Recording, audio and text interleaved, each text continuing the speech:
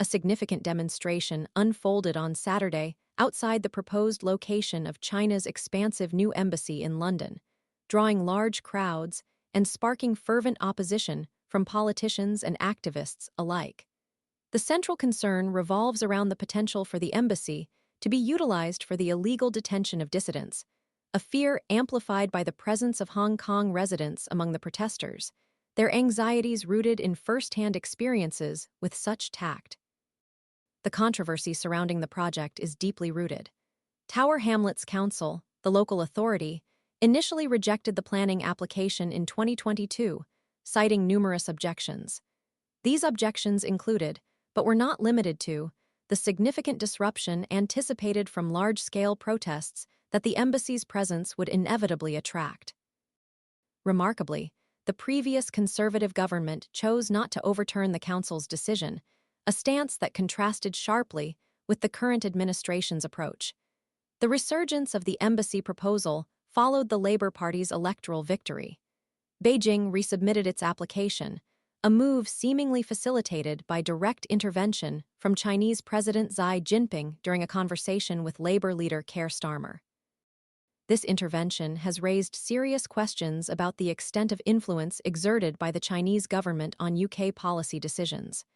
The current Labour government's response has been far more accommodating.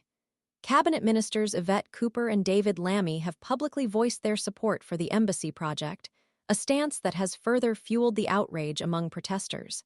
A local inquiry hearing, scheduled to commence next week, will determine the fate of the controversial deal. The protest itself was a vibrant display of dissent, drawing significant media attention and attracting several high-profile political figures.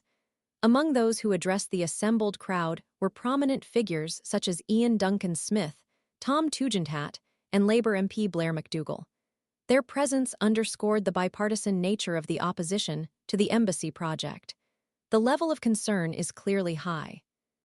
Tugendhat, a former security minister, delivered a particularly forceful condemnation, labeling the approval of the embassy as a grave mistake with potentially severe consequences for the UK's ability to safeguard its own citizens and its commitment to democratic values. His statement echoes the sentiments of many protesters, who view the project not merely as a diplomatic development, but as a potential threat to freedom of speech and human rights within the UK. The scale of the protest, combined with the high-profile political involvement and the underlying concerns about human rights abuses, has transformed this planning dispute into a major political and diplomatic crisis.